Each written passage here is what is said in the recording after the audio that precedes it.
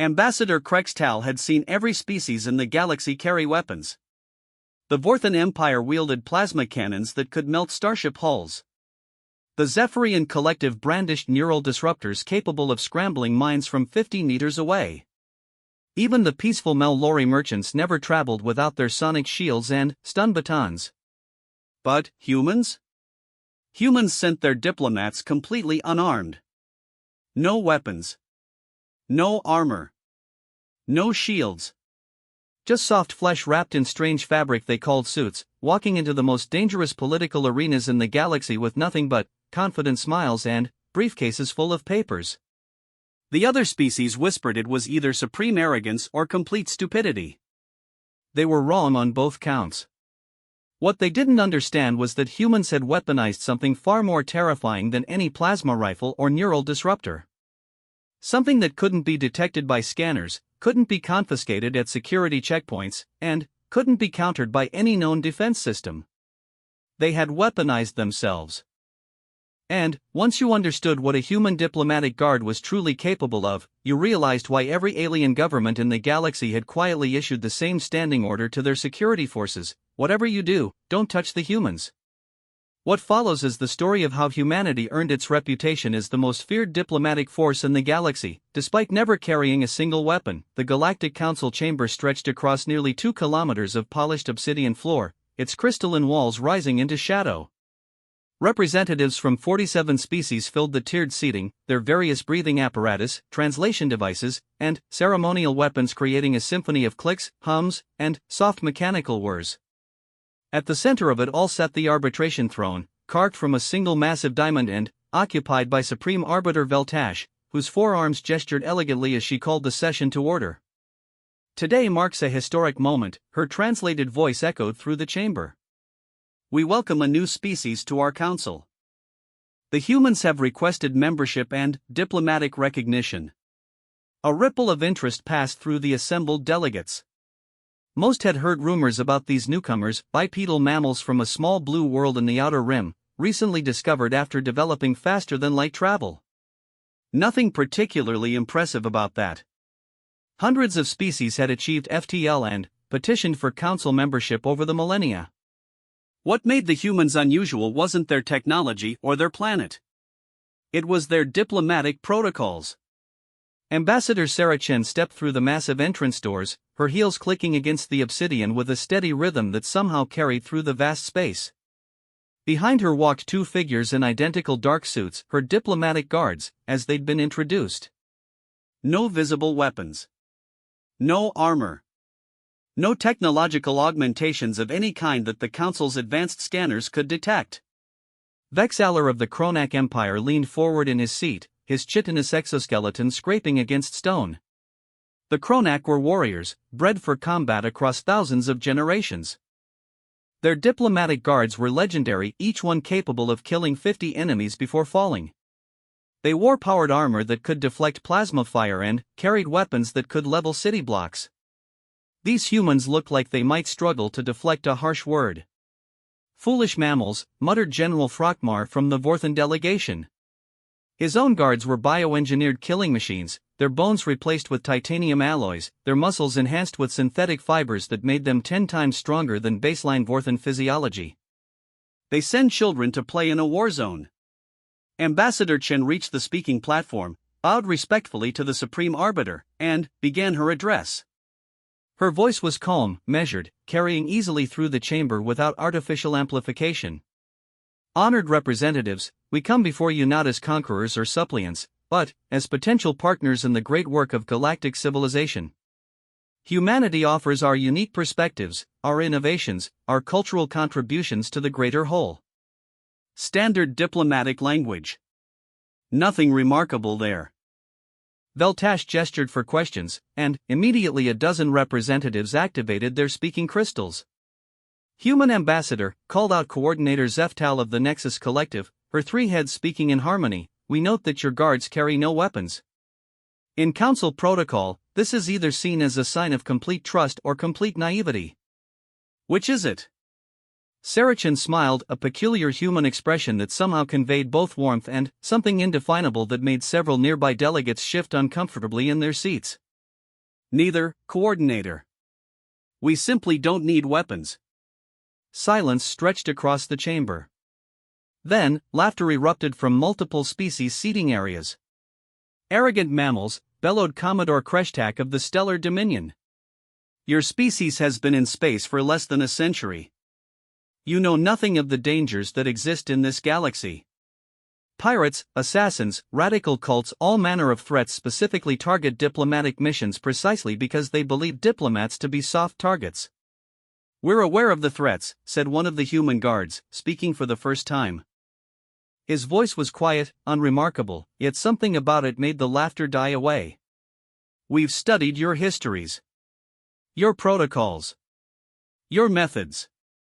He stepped forward slightly, just a single step, but somehow it felt significant. The nearest delegates found themselves unconsciously leaning back. What my colleague Marcus is saying, Ambassador Chen continued smoothly, is that humanity has developed different approaches to personal protection. We'd be happy to demonstrate, if the Council permits. Supreme Arbiter Veltash's four eyes blinked in sequence, a sign of intrigue. What manner of demonstration? A simple test. As is traditional for new species, we submit to the Council's security protocols. Your guards may attempt to apprehend our diplomatic team using any non-lethal methods they choose. If they succeed, we'll acknowledge that our protection methods are inadequate and accept Council-recommended security forces. The chamber erupted in discussion. Various representatives activated their private communication channels, discussing in rapid, hushed tones. The offer was unprecedented and potentially suicidal for the humans. Vexaler's mandibles clicked together in what passed for a grin among the Kronak. I accept this demonstration. My personal guard, Thexmore, is undefeated in 17 years of service. He has subdued Vorthan berserkers, Zephyrian psionics, even a Mellori merchant who'd overdosed on combat stimulants. Thexmore stepped forward. He stood nearly 3 meters tall, his exoskeleton polished to mirror brightness. Razor-sharp spikes protruded from his shoulders, forearms, and knees.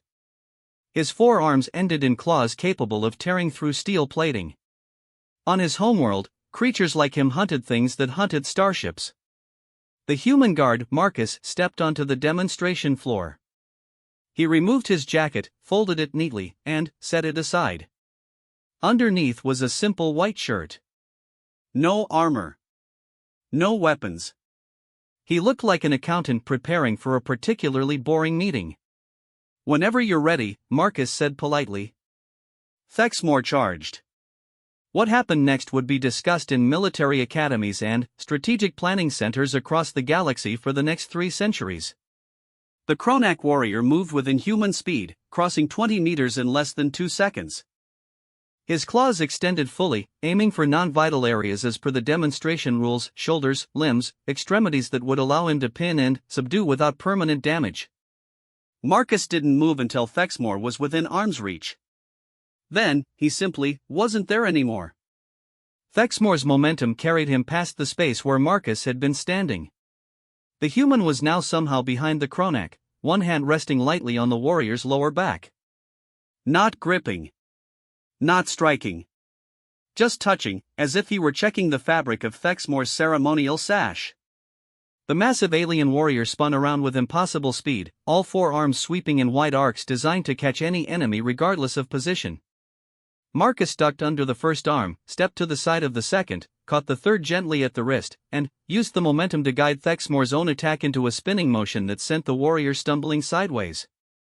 Still no violence. Still no weapons. Marcus moved like water, like air, like something that simply flowed around obstacles rather than confronting them directly. Thexmore regained his footing and tried a different approach, a straight-line charge with all 4 arms extended, impossible to evade or redirect. The demonstration floor's reinforced surface cracked under the force of his acceleration. This time Marcus moved forward to meet the charge. What followed was a lesson in physics that left half the Council's military advisors frantically taking notes. Marcus stepped into Thexmore's attack, turned slightly at the waist, and somehow channeled all that incoming momentum into a graceful spiral that sent the Kronak warrior tumbling across the floor in a perfect arc. He landed on his back 30 feet away, completely unharmed but utterly bewildered. The chamber was silent. Thexmore climbed to his feet, shook his massive head, and tried once more, this time with a series of precise, calculated strikes designed to pen Marcus into a corner where he couldn't redirect or evade. Marcus caught the first strike at the wrist, used it to spin himself under the second, redirected the third into the fourth, and somehow turned Thexmore's own attack pattern into a complex dance that ended with the Kronak warrior sitting on the floor, all four arms gently but firmly held in Marcus's grip. "Yield," Thexmore said quietly. Marcus released him immediately and helped him to his feet. "Thank you for the demonstration. You're remarkably skilled." The Kronak warrior studied the human with new respect. What was that?"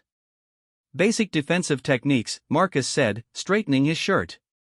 "Aikido, primarily, with some jujitsu elements. We call it martial arts systems of combat that focus on using an opponent's force against them rather than meeting force with force." He retrieved his jacket and put it back on, transforming instantly from a warrior back into what looked like a mild-mannered government employee. "But that's not the reason we don't carry weapons," said the second human guard, Elena, according to their introductions. She stepped forward, and somehow her presence felt different. Where Marcus had seemed like flowing water, Elena radiated the contained energy of a coiled spring. "The real reason we don't need weapons," she continued, "is that weapons are tools for threatening people. And humans don't need tools to be threatening." She looked directly at Commodore Kreshtak, the Stellar Dominion representative who had mocked them earlier. "Commodore, you mentioned pirates and assassins. In our brief time in space, we've encountered both. Would you like to know what happened to them?" Kreshtak's throat sac inflated slightly, a sign of nervousness among his species. Yes. The pirates attempted to board our first diplomatic vessel. They were heavily armed, experienced in zero-gravity combat, and outnumbered our security team 3-1. Elena's voice remained conversational, but something in her tone made the temperature in the room seem to drop several degrees. When the local defense force arrived 6 hours later, they found the pirates alive but changed. They were sitting quietly in their ship, completely cooperative, asking only to be taken somewhere far away from the humans. She paused, letting that sink in. The assassin was more interesting. A professional from the Black Star Guild, you know them, Commodore, your government has used their services. This particular assassin had never failed an assignment in 37 years. Enhanced reflexes, military-grade implants, toxin immunity, the works. Elena began walking slowly around the demonstration area, her footsteps echoing in the silence. "He made it aboard our ship. Past our security. Past our guards. Right to the door of our ambassador's quarters." Another pause. "When we found him the next morning, he was sitting in the corridor, rocking back and forth, repeating the same phrase over and over. They smiled at me." They just kept smiling. Several delegates shifted uncomfortably. There was something in Elena's tone that suggested she had been one of the ones doing the smiling. "You see, the galaxy has spent millennia developing bigger weapons, stronger armor, more sophisticated defenses. But humans developed something different. We became experts in the one weapon that can't be taken away from us, can't be detected by scanners, and can't be blocked by any known defense." She stopped walking and looked directly at the Supreme Arbiter. "We became experts in being human. And if you truly understand what that means, then you understand why no weapon in the galaxy could make us more dangerous than we already are." The silence stretched on until Supreme Arbiter Veltash finally spoke. "Ambassador Chen, your demonstration raises questions. If humans possess such capabilities, why do you seek to join our peaceful council? Why not simply take what you want through force?" Sarah Chen's smile returned, and this time every delegate in the chamber felt it like a change in atmospheric pressure. "Because, Supreme Arbiter, the most terrifying thing about humans isn't what we do to our enemies. It's what we do for our friends." She gestured to her guards, who moved to flank her as she prepared to leave the demonstration floor. "The offer stands, honored delegates. Accept us as partners, and you'll discover what human loyalty looks like.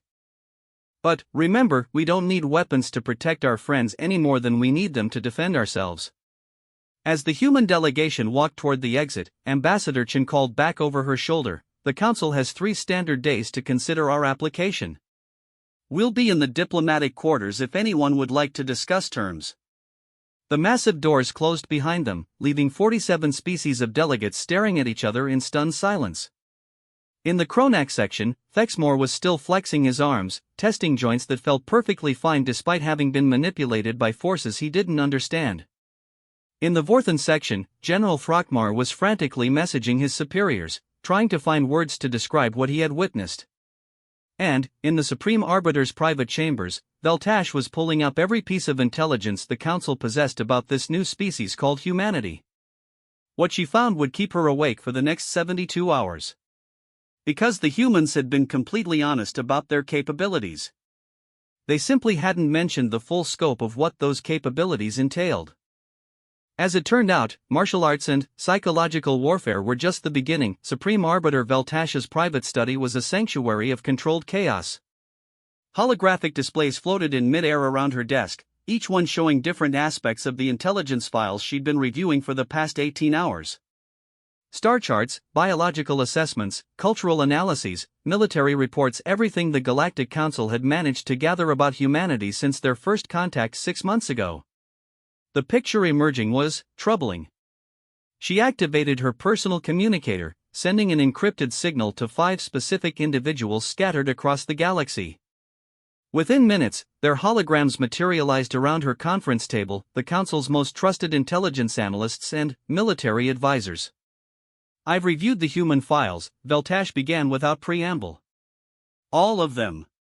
What I found explains their confidence, but raises far more serious questions about what we're dealing with." Admiral Kekstar of the Zephyrian Collective leaned forward in his holographic form. "Surely they can't be more dangerous than they appeared in today's demonstration." One guard subdued a Kronak warrior. "Yes, but that wasn't the demonstration that concerns me," Veltash interrupted. She gestured, and a new hologram appeared, a detailed report from a remote trading station on the galaxy's edge. 3 weeks ago, the merchant vessel Prosperity's Edge was attacked by raiders from the Crimson Fleet. Standard piracy operation: board the ship, steal the cargo, leave the crew alive if they cooperate. The ship was carrying a small human diplomatic delegation to the Outer Rim negotiations. She paused, allowing the implications to settle. The raiders were led by Captain Vashketh the Destroyer. Some of you may recognize the name. He's personally responsible for over 200 successful raids, including the massacre of the entire Mel-Lori embassy at Kepler Station. His crew consisted of 37 hardened criminals from 14 different species, all armed with military-grade weapons and combat augmentations. Dr. Zephyla, the Council's chief xenobiologist, tilted her head. And the outcome?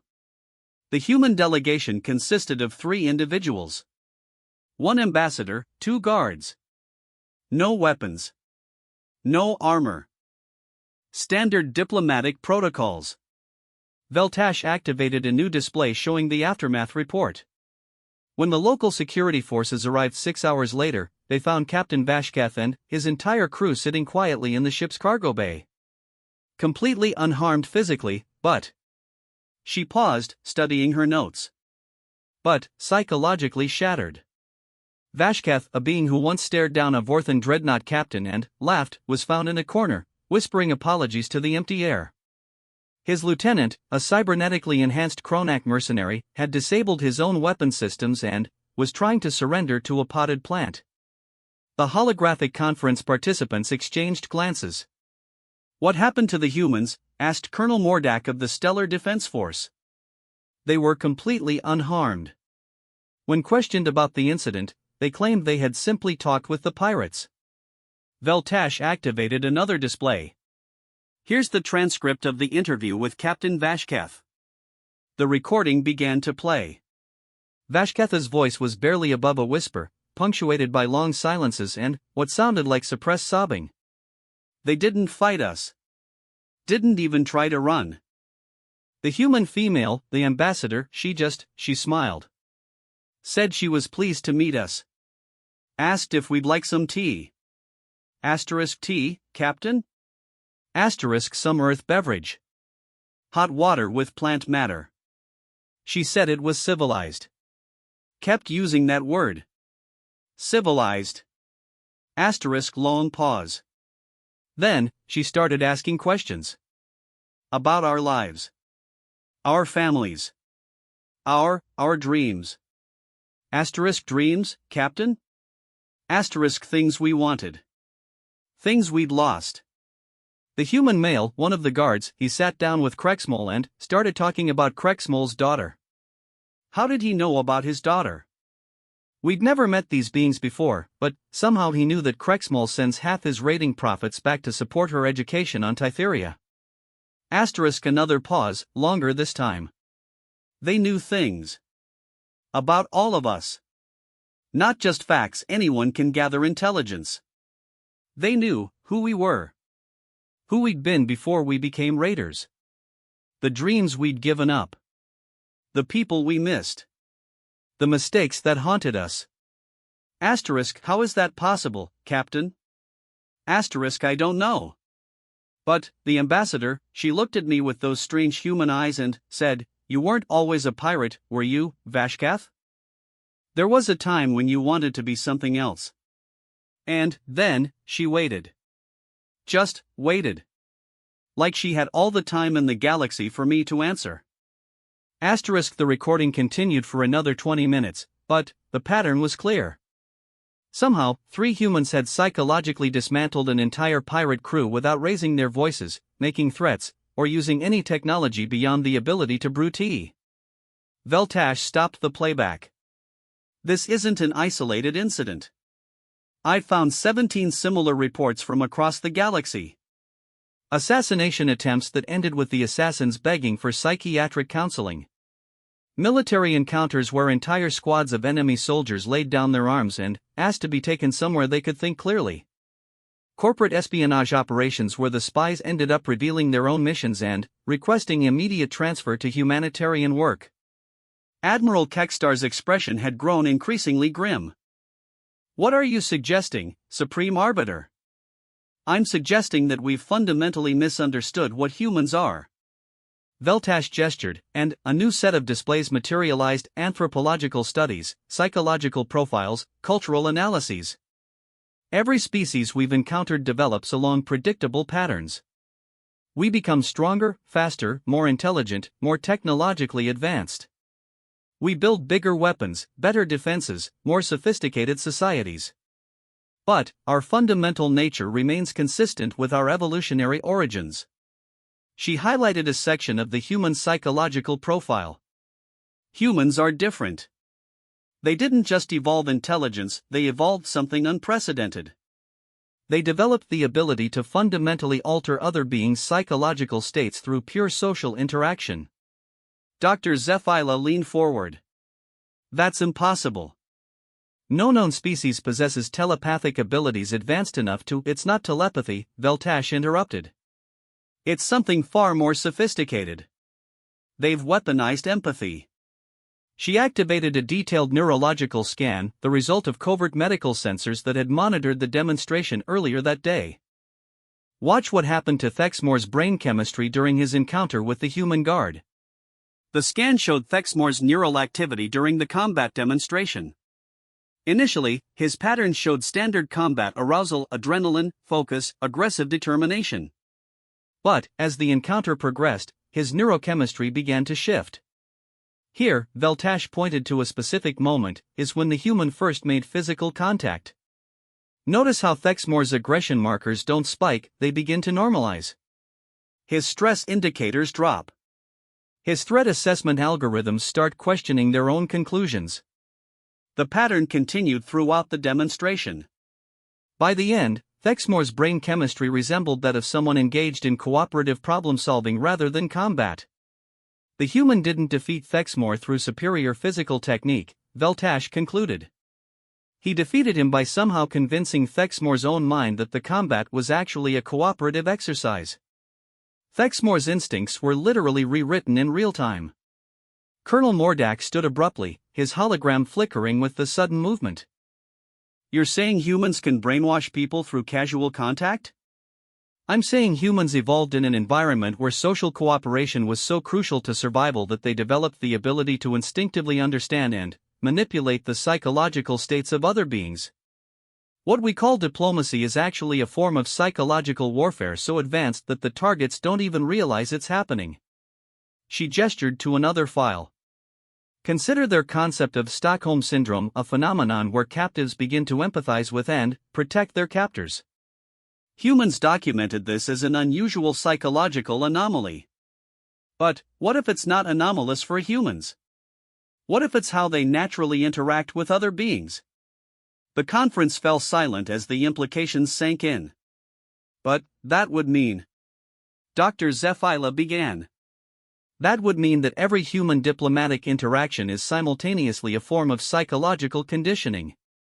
They don't negotiate treaties, they create emotional bonds that make breaking the treaty psychologically painful for the other party.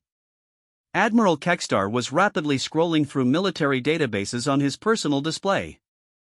Supreme Arbiter, if this is accurate, it explains several anomalous intelligence reports we've received.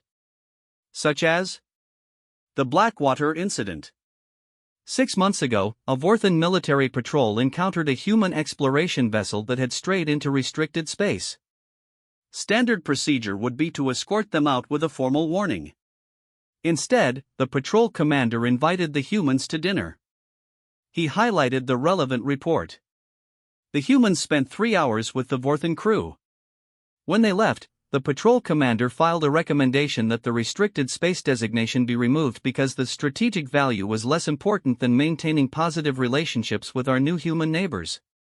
His superiors were baffled. Commander Thekvel was known for rigid adherence to military protocol. More concerning, added Colonel Mordak, are the reports from the Nexus trade negotiations. The human delegation arrived with what appeared to be a completely reasonable proposal for mineral rights exchange. Nothing extraordinary, standard terms, fair pricing, normal contract language. And the Nexus representatives not only agreed to the contract, they voluntarily offered additional concessions that weren't even requested. When questioned later, they couldn't explain why they'd made the additional offers, only that it had felt like the right thing to do. Veltash nodded grimly. I've identified 47 similar incidents across 12 different sectors. In every case, beings who interacted directly with humans for extended periods showed measurable changes in their decision-making patterns. She activated a final display, a comprehensive analysis of human social structures. Look at their own history. Humans spent thousands of years in constant warfare with each other. But, in the past few centuries, they've developed something they call soft power, the ability to achieve political objectives through attraction and persuasion rather than coercion. They literally practiced this technique on themselves first, Dr. Zephyla realized. They turned warfare into diplomacy, conquest into cultural exchange, enemies into allies. And now they're applying those same techniques to us. Admiral Kekstar was studying a tactical assessment. Supreme Arbiter, if your analysis is correct, what exactly are you recommending?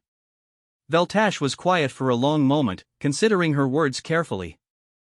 I'm recommending that we approve their application for council membership immediately. The holographic participants exchanged startled looks. Supreme Arbiter? Colonel Mordak questioned. If humans can psychologically condition other beings without those beings realizing it's happening, then we have two choices. We can attempt to oppose them, in which case we'll be fighting an enemy that can turn our own people against us without firing a shot. Or... She paused, letting the alternative sink in. Or we can make sure they consider us friends. You're suggesting we surrender to them? Admiral Kekstar's tone was sharp. I'm suggesting that the concept of surrender may be irrelevant when dealing with humans. If they wanted to conquer the galaxy, they wouldn't need fleets or armies. They'd simply send diplomatic missions to every major government and, wait. She gestured to the files scattered around them. But, notice what they actually do with their abilities. They don't create slaves or puppets. The beings who interact with them retain their free will, they just find themselves genuinely wanting to cooperate with human objectives. The pirates didn't become mindless automatons, they had psychological breakthroughs that made them want to live different lives. Stockholm Syndrome, Dr. Zephyla murmured. But, applied so subtly that the subjects believe the change comes from within themselves. Exactly. Humans don't conquer, they inspire. They don't threaten, they befriend. They don't demand loyalty, they earn it in ways that make the loyalty feel completely voluntary. Veltash stood, her forearms gesturing to encompass the entirety of their discussion. The question isn't whether we can resist human influence. The question is whether we want to. Because based on everything I've seen, the beings who fall under human influence don't become worse. They become better. More cooperative. More ethical. More focused on long-term stability than short-term gain. She looked around at each of her advisors. Perhaps the most terrifying thing about humans isn't that they can manipulate us. Perhaps it's that when they're finished manipulating us, we genuinely like who we've become. The conference fell silent once more, each participant lost in their own thoughts about the implications of aligning themselves with a species that could potentially reshape the psychology of the entire galaxy. Finally, Admiral Kekstar spoke. When do we vote on their membership application? Tomorrow, Veltash replied. Though I suspect the outcome is already predetermined. You think they've already influenced the council? Veltash smiled, an expression that looked remarkably similar to the one Ambassador Chen had worn earlier. Admiral, 3 days ago I was completely opposed to human membership. I thought they were naive primitives who would be a liability to council security. She gestured to the mountains of evidence surrounding them. Now I'm recommending immediate approval of their application, and I can give you 17 perfectly logical reasons why that's the correct decision. All of those reasons make complete sense. All of them serve the council's best interests. She paused. The terrifying part is that I can't tell if I reach these conclusions through my own analysis, or if 3 hours of exposure to human diplomatic presence was enough to fundamentally alter my decision-making process. The holographic participants stared at her in stunned silence. And, the truly terrifying part, she continued, is that I no longer care. The emergency session convened at 0347 Galactic Standard Time, when most civilized species should have been in their rest cycles.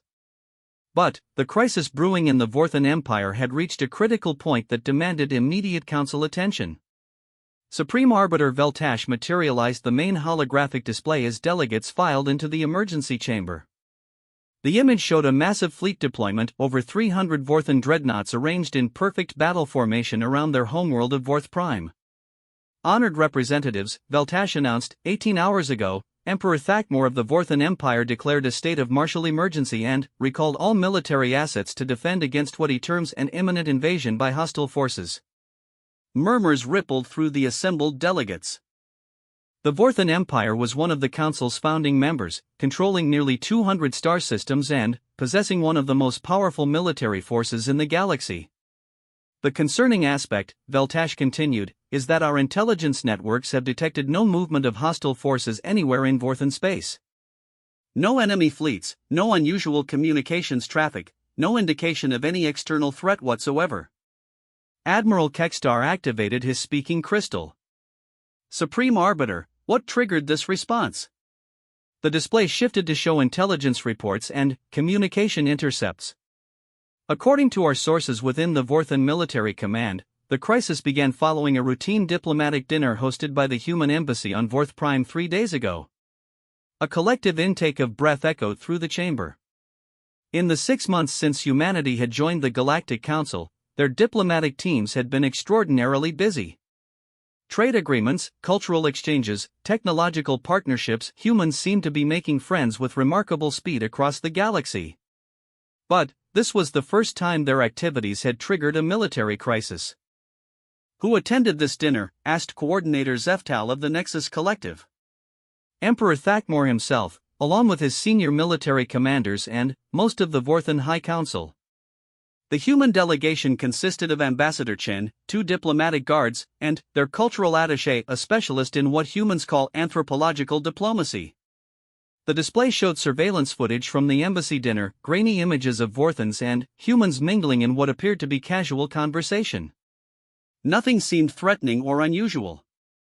What we know, Veltash continued, is that the dinner lasted approximately 4 hours. Conversations were conducted in standard diplomatic formats, discussions of trade opportunities, cultural exchange programs, scientific cooperation initiatives. All perfectly normal. She paused, her forearms gesturing to emphasize the next point. However, the following morning, Emperor Thakmor issued emergency orders to mobilize the entire Imperial fleet, claiming that the Vorthan Empire was facing the most sophisticated invasion attempt in galactic history. But, there is no invasion, stated General Morketh of the Stellar Defense Coalition. That's correct. According to our intelligence, there are no hostile forces anywhere within 50 parsecs of Vorthan space. Yet the Emperor insists that the invasion is not only real, but already underway. The chamber fell silent as delegates processed this information. Finally, Commodore Kreshtak of the Stellar Dominion activated his speaking crystal. Supreme Arbiter, are you suggesting that the humans somehow influenced the Vorthan leadership during this dinner? I'm suggesting that we need to understand exactly what happened at that dinner before this situation escalates into a galactic conflict. The display shifted to show current military deployments. Several species had begun moving their own fleets in response to the Vorthan mobilization, creating a cascade of defensive preparations across 3 sectors. I've requested that Ambassador Chen attend this emergency session to provide clarification. She should arrive momentarily. As if summoned by her words, the chamber's massive doors opened.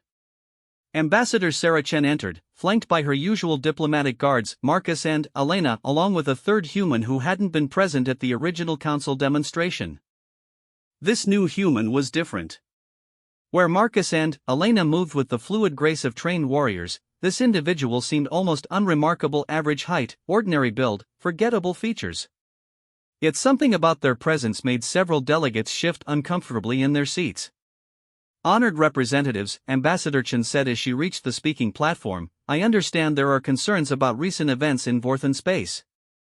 Ambassador, Veltash replied, Emperor Thakmor has declared martial law and is claiming that your diplomatic mission constituted an act of war. Can you explain what transpired at the embassy dinner? Chen smiled, that same expression that had become unsettlingly familiar to council members over the past months. Certainly. We invited Emperor Thakmor and his staff for a traditional human meal and cultural exchange. We served dishes from various regions of Earth, shared stories about human history and customs, and engaged in the same diplomatic conversations we'd had with dozens of other governments. And, yet, interrupted Commodore Kreshtak, the Emperor now believes his empire is under attack. Yes, Chen agreed calmly. That's an accurate assessment. The admission sent a ripple of shock through the chamber. Are you confessing to an act of aggression against the Vorthan Empire? Admiral Kekstar demanded. Not at all. We committed no aggressive acts. We made no threats. We discussed no military matters whatsoever. Then, explain the Emperor's response. Chen gestured to the third human in her delegation. Perhaps Dr. Martinez can provide better context. She's our cultural attaché and was the primary facilitator for the evening's discussions. Dr. Martinez stepped forward. When she spoke, her voice was soft, almost hypnotically calm. The dinner proceeded exactly as planned. We began with appetizers and casual conversation about Vorthan history and achievements. The Emperor and his staff were genuinely interested in learning about human culture, so we shared stories about Earth, our civilizations, our conflicts, our methods of resolving disputes. She paused, glancing around the chamber with eyes that seemed to see more than they should. The Vorthan leadership was particularly fascinated by human military history. They asked detailed questions about our wars, our strategies, our techniques for overcoming superior enemies. And, you answered these questions? General Morketh asked suspiciously. Of course. We have nothing to hide about human military capabilities. Dr. Martinez activated a personal holographic display, showing what appeared to be a standard cultural presentation. We explained how humans developed from tribal warfare to global conflicts to eventual planetary unity. We discussed the evolution of our strategic thinking, how we learned to identify enemy weaknesses, exploit psychological vulnerabilities, and achieve victory through methods that couldn't be countered by conventional defenses. The display showed images from human history, ancient battles, medieval sieges, modern warfare, and, eventually, space-age conflicts. The Emperor was particularly interested in our concept of asymmetric warfare, techniques for defeating larger, more powerful enemies through unconventional methods. Several delegates were beginning to look uncomfortable. We explained how humans learn to weaponize information, psychology, and social dynamics. How we develop techniques for turning enemy strengths into weaknesses, for making opponents defeat themselves without realizing they were under attack. Dr. Martinez's voice remained soft and conversational, but something in her tone made the chamber feel several degrees colder. We showed them historical examples. The Trojan horse, how a small force infiltrated an impregnable city by disguising their true nature. Sun Tzu's strategies for winning wars before they began. Modern examples of how cultural influence could reshape entire civilizations without firing a single shot. She paused, letting the implications settle. Emperor Thakmor was fascinated by these concepts. He kept asking for more details, more examples, more explanations of how such techniques might work in a galactic context. The chamber had become completely silent. By the end of the evening, the Emperor had developed a comprehensive understanding of advanced human strategic thinking. He now fully grasps the sophistication of our approach to conflict resolution.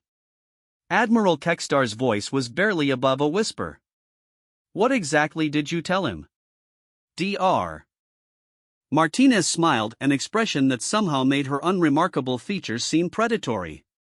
"We told him the truth. That humans have developed the ability to defeat any enemy without that enemy realizing they're being defeated. That we can infiltrate any society, influence any government, and reshape any civilization using nothing but social interaction and cultural exchange." She gestured to the holographic display, which now showed a timeline of human diplomatic activities across the galaxy. We explained how we've been systematically building relationships with every major government in Council space over the past 6 months. How each cultural exchange and trade negotiation has been carefully designed to establish psychological influence networks. The display highlighted dozens of successful human diplomatic missions. We showed him how we've been mapping the social structures, psychological vulnerabilities, and strategic weaknesses of every species we've encountered. How each friendly dinner conversation has been intelligence gathering disguised as social interaction. More highlights appeared, seemingly innocent cultural exchanges that, viewed in context, formed a pattern of systematic infiltration. And we explained how any species intelligent enough to understand these techniques would immediately recognize that they were already under attack, had been under attack since first contact, and that conventional military responses would be completely ineffective against this type of warfare. Dr. Martinez turned to face Supreme Arbiter Veltash directly. Emperor Thakmor now understands that the human diplomatic mission to his empire wasn't a social visit. It was a military operation. The dinner wasn't cultural exchange, it was a briefing where we explained exactly how we had already compromised his government's independence. The chamber erupted in chaos. Delegates from dozens of species began shouting questions, accusations, and demands for explanations. Several military representatives activated emergency communication channels to their home governments. Ambassador Chen raised her hand, and somehow her gesture cut through the noise like a blade. "Honored representatives," she said calmly, "please understand that we've committed no acts of aggression against anyone. You just confessed to psychological warfare against the entire council," bellowed Commodore Kreshtak. "No," Chen replied, "we confessed to being exceptionally good at making friends." The distinction seemed to confuse the delegates. Everything Dr. Martinez described is accurate. We have been systematically building relationships across the galaxy. We have been gathering intelligence through social interaction. We have been using cultural exchange to establish psychological influence networks. She paused, studying the faces around her. But what we haven't done is use any of this against anyone's interests. Every trade agreement we've negotiated has been mutually beneficial. Every cultural exchange has enriched both societies. Every relationship we've built has made both parties stronger and more secure. Then, why did you tell the Emperor about your techniques? Demanded Admiral Kekstar. Because he asked, Dr. Martinez answered simply. And because we believe in honesty with our friends. She reactivated her display, showing the current Vorthan fleet deployment. Emperor Thakmor's response is completely logical given the information we provided. He now understands that humans possess capabilities that render conventional military defense irrelevant. He recognizes that we could, if we chose to, systematically subvert his entire empire without his knowledge. The display shifted to show communication intercepts from Vorthan command channels. What he's struggling with is the fact that we told him this voluntarily. We revealed our capabilities, explained our methods, and gave him a complete intelligence briefing on techniques that work specifically because the target doesn't know they're being used. Why would you do that? Dr. Zephyla asked, genuine confusion in her voice. Because, Ambassador Chen said with that unsettling smile, we wanted him to understand exactly how much we trust him. The statement hung in the air like a physical presence. Think about it from the Emperor's perspective, Chen continued. A species capable of infiltrating and subverting any government voluntarily reveals these capabilities to him. We essentially handed him the instruction manual for defending against our own techniques. The only reason to do that, Dr. Martinez added, would be if we considered the Vorthan Empire such a close ally that we were willing to sacrifice our tactical advantages to prove our trustworthiness. The implications began to dawn on the assembled delegates. Emperor Thakmor realizes that humans just demonstrated ultimate trust by making ourselves vulnerable to him. We revealed military secrets that could potentially be used to defend against us, shared intelligence that could be turned against our own interests, and explained techniques that work specifically because they're secret. Chen gestured to the fleet deployment display. His military response isn't preparation for defense against human aggression. It's preparation to defend the galaxy's most sophisticated strategic alliance. Alliance? Supreme Arbiter Veltash questioned. The Emperor understands that any species willing to voluntarily surrender tactical advantages to prove trustworthiness must be offering something unprecedented, a partnership based on complete mutual transparency and shared strategic interests. Dr. Martinez nodded. From his perspective, humans have just offered to make the Vorthan Empire the most powerful military force in galactic history by sharing our strategic capabilities with them. But, why the mobilization? Admiral Kekstar asked, still confused. Because, Chen explained, he now realizes that every other government in Council space has been building the same level of strategic partnership with humanity. And, he's not sure whether they understand what that means yet. She activated a new display showing the network of human diplomatic relationships across the galaxy. Emperor Thakmor has mobilized his fleet to protect the Council from the chaos that might result when every other species realizes that the galactic balance of power has fundamentally shifted. The chamber fell silent as delegates processed the full scope of what they were hearing. You're saying, Veltash said slowly, that the Emperor is preparing to defend us from ourselves? We're saying, Dr. Martinez replied, that Emperor Thakmor now understands humanity well enough to predict how other species will react when they realize what we're capable of. And, how will they react? Commodore Kreshtak asked, though his tone suggested he already knew the answer. Ambassador Chen's smile widened. Exactly the way you're reacting right now. The emergency session had been adjourned for 6 hours, but the Galactic Council chamber remained filled with delegates huddled in species-specific groups, their urgent conversations creating a symphony of clicks, growls, and electronic translations. What had begun as confusion about the Vorthan crisis had evolved into something far more complex, a galaxy-wide reassessment of everything they thought they knew about humanity. Supreme Arbiter Veltash had spent those 6 hours in private consultations with intelligence chiefs, military commanders, and psychological analysts from across Council space. The picture emerging was both more and less disturbing than anyone had anticipated. She called the session back to order as the chamber's lights dimmed to formal meeting configuration. Honored representatives, after extensive analysis of the situation, I can confirm that the crisis in Vorthan space has evolved. The main holographic display activated, showing real-time fleet positions across 3 sectors. The Vorthan Armada remained in formation around their homeworld, but now they were joined by something unprecedented: ships from 17 different species arranged in a complex defensive pattern that spanned multiple star systems. As of 2 hours ago, Veltash continued, the following governments have committed military assets to what Emperor Thakmor is calling Operation Galactic Stability: the Zephyrian Collective, the Nexus Territories, the Kronak Empire, the Stellar Dominion, and 13 smaller systems. Murmurs of amazement rippled through the chamber. Such a coordinated military alliance had never been achieved in Council history, not even during the Void Wars 3 centuries earlier. More concerning is how rapidly this alliance formed. According to our intelligence, most of these governments made the decision to join the operation within hours of receiving classified briefings about human diplomatic capabilities. She gestured, and the display shifted to show communication traffic between various governments. However, what makes this situation truly unprecedented is that every species involved has independently reached the same conclusion about how to proceed. Admiral Kekstar activated his speaking crystal. Which conclusion, Supreme Arbiter?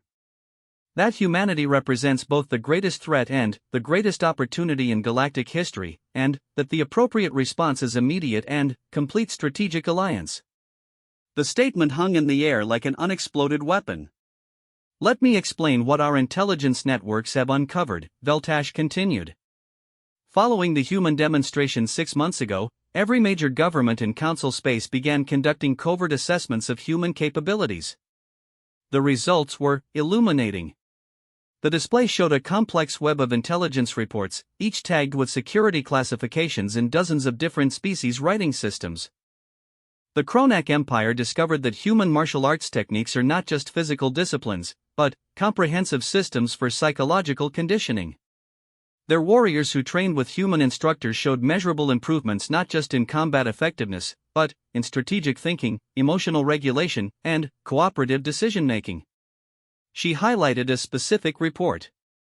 The Zephyrian Collective found that human cultural exchange programs consistently resulted in increased productivity, reduced social conflicts, and enhanced technological innovation among participating populations. Citizens who had extended contact with human cultural attaches became more creative, more collaborative, and more focused on long-term societal benefits. Another highlight. The Nexus Territories economic analysis revealed that trade agreements negotiated with human diplomats consistently outperformed projections, not because the terms were more favorable, but because the psychological satisfaction levels of all parties remained elevated long after the agreements were signed. The pattern continued across dozens of species and hundreds of individual reports. What every government discovered, Veltash said, was that humans don't just influence other beings, they optimize them. Contact with humanity makes individuals and societies measurably better at achieving their own stated goals. Dr. Zephyla leaned forward in her seat. Are you saying humans are deliberately enhancing other species? That's the question every intelligence agency has been trying to answer. And the conclusion they've reached is both simpler and more complex than deliberate enhancement. Veltash activated a new display showing psychological and neurological analyses. Humans appear to have evolved a form of social interaction that naturally promotes optimal psychological states in other beings. They don't consciously manipulate, they instinctively create conditions that allow other species to function at their highest potential. She paused, studying the assembled delegates. Think of it as psychological terraforming. Humans unconsciously reshape the social environment around them in ways that maximize cooperation, creativity, and mutual benefit. Other species don't lose their free will or independence, they simply find themselves in situations where their best impulses are easier to follow. But that's still manipulation, protested Commodore Kreshtak. Is it? Veltash asked. When a Mellori merchant becomes more honest in their dealings after working with human traders, are they being manipulated, or are they being supported in becoming the kind of merchant they always wanted to be? The question sparked heated discussions across multiple species groups. This is the realization that's driving the current military mobilization, Veltash continued. Every major government has concluded that humanity represents an evolutionary advantage that they cannot afford to lose access to. Admiral Kekstar stood, his holographic form flickering with agitation. Supreme Arbiter, are you suggesting that our species are becoming dependent on human presence for optimal function? I'm suggesting that our species are discovering what optimal function actually looks like. The chamber fell silent. Consider the evidence. In 6 months of human membership in the Council, we've achieved more productive cooperation between member species than in the previous 50 years. Trade disputes have dropped by 70%. Military tensions between traditional rivals have essentially disappeared. Scientific collaboration has increased exponentially. She gestured to encompass the entire chamber. Even this crisis, a potential galaxy-wide military conflict, has been resolved not through threats or negotiations, but through spontaneous cooperation between species that have historically been unable to agree on basic trade protocols. You're saying humans have somehow improved the entire council? Dr. Zephyla asked. I'm saying humans have created conditions where the council can function the way it was always intended to function. At that moment, the chamber's main entrance activated. Ambassador Chen and her delegation entered, but they were not alone. With them walked Emperor Thakmor of the Vorthan Empire, Admiral Kreshval of the Zephyrian Fleet, General Mordeth of the Kronak Defense Force, and senior representatives from every government that had committed forces to Operation Galactic Stability. The sight of so many traditional rivals walking together in obvious cooperation sent a collective gasp through the assembled delegates. Honored representatives, Ambassador Chen announced as the group reached the central speaking platform, we've come to address the concerns about humanity's role in recent events. Emperor Thakmor stepped forward. His voice, when he spoke, carried the absolute authority of a being who commanded fleets capable of sterilizing star systems. I have mobilized the Vorthan Imperial Fleet not to defend against human aggression, but to protect the most important development in galactic history. He gestured to the mixed group of representatives surrounding him. 3 days ago, the human delegation showed me something I had never seen before: a comprehensive strategic framework for achieving permanent galactic stability through cooperative optimization rather than competitive domination. Admiral Kreshval nodded agreement. The humans didn't offer us weapons or territory or technological advantages.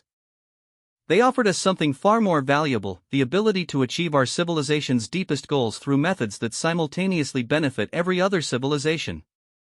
But, what does that mean in practical terms? Demanded Commodore Kreshtak. General Mordeth of the Kronak answered. It means that humans have developed techniques for resolving conflicts that leave all parties stronger than they were before the conflict began.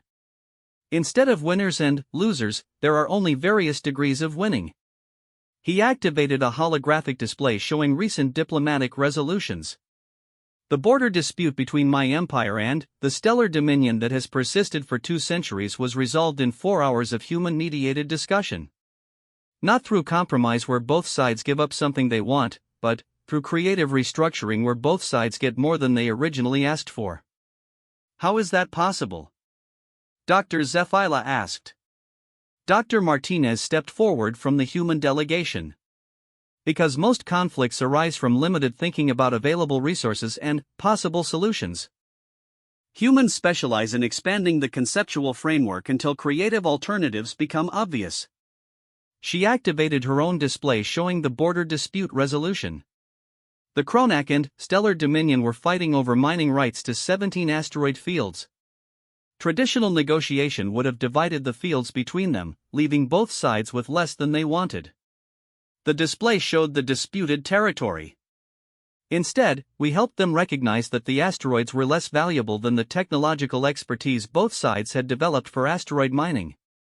By pooling their knowledge and creating joint mining operations, they could extract 3 times as much wealth from the fields while requiring only half the infrastructure investment. Now both empires are expanding their mining capabilities into previously unprofitable systems, General Mordeth added, and sharing the technological developments that result. What appeared to be a zero-sum conflict became a positive-sum opportunity. Emperor Thakmor nodded. This is what humans call win-win resolution. But they've systematized it into a comprehensive approach to civilization management. Civilization management? Supreme Arbiter Veltash asked. Ambassador Chun smiled. Every species we've encountered has developed sophisticated techniques for managing resources, territory, and populations. But most have never developed systematic approaches to managing the psychological and social dynamics that determine whether those resources are used constructively or destructively. She gestured to the mixed group of representatives. Humans stumbled onto these techniques through necessity. Our homeworld forced us to learn cooperation or face extinction. But what we discovered was that cooperation itself could be optimized through specific social technologies. Social technologies? Admiral Kekstar repeated. Techniques for structuring interactions so that all participants naturally gravitate toward outcomes that benefit everyone involved, Dr. Martinez explained. Methods for organizing discussions so that creative solutions emerge spontaneously.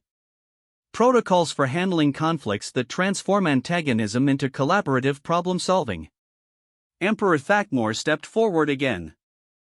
The reason I mobilized my fleet was not to defend against human invasion. It was to protect the galaxy from the chaos that would result if these techniques were lost or destroyed before other species could learn to implement them independently. What kind of chaos? Commodore Kreshtak demanded. The chaos of watching the most significant advancement in galactic civilization in recorded history destroyed by species too paranoid to recognize the opportunity they were being offered. The chamber fell silent as the implications sank in. You're saying, Veltash said slowly, that the military alliance was formed to protect humanity from us? We're saying, Admiral Kreshval replied, that the military alliance was formed to protect all of us from the consequences of making the wrong decision about humanity.